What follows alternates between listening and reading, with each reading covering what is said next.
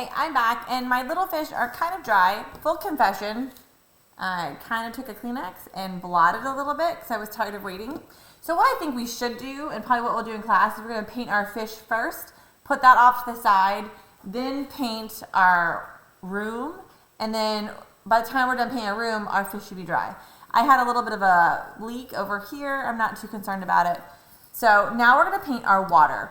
And you can use any cool color you want except for magenta. No magenta. Waters are blues and greens.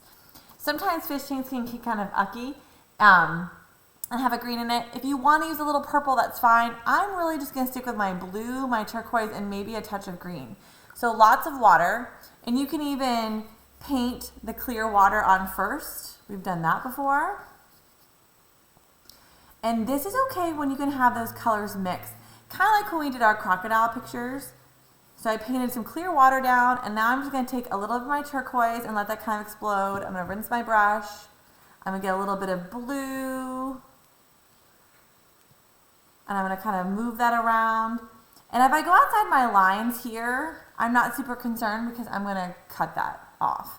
So I even want a little bit of green. I think it'd be kind of cool to have some green. So you can try the wet on wet technique. The only time you need to be really careful is around your fish, because we don't want to paint over that orange in a different color.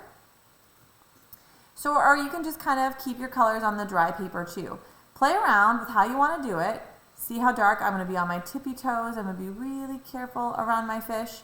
But if you keep wet color and wet color, you can blend them and get really interesting marbled colors, kind of like you might get in an aquarium when the fish are playing around. So really have fun playing and mixing those colors. Maybe you want it darker at the bottom or lighter. It's up to you. The only thing you don't want to paint is way up here. So your water ends at this circle right here, remember? So we don't want to go past that area because we want that clear. I'm going to put some more water. I don't want it that dark. It's up to you how dark or how light you make it. Just be careful around your fish. All right, so you're going to just paint your water and have fun with that. I'm going to put a little green in mine too. And if you don't like something, add water and just kind of really thin it out and see what happens. Then they kind of all blend together, and I have lots of puddles of color on mine, and I can move those puddles around. I'm going to be really careful around my fish. That watercolor resist is really helping kind of make sure that water stays where it needs to go and doesn't cross into my fish.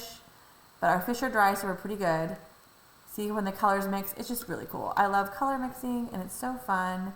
And I hope you enjoy this project too. So go ahead and paint using your blues and some greens. Try to stay away from purples. No magenta. Just get as close to those fish as you can. It's okay if you paint outside your edges a little bit. I'm going to darken up down here. And I have some standing water, and that's okay.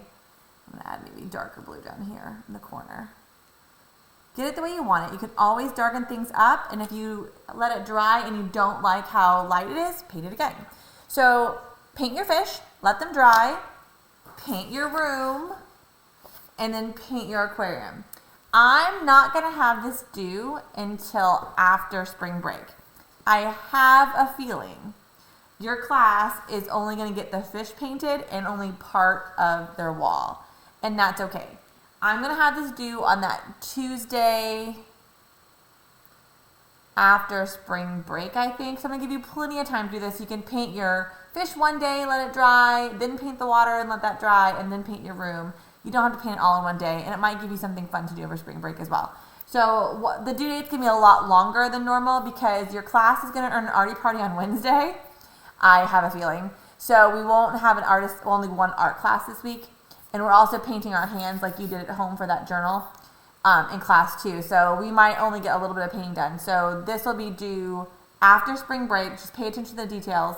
And if I don't talk to you before then, have a wonderful time on spring break. And I'll talk to you later, my most amazing artists. Goodbye.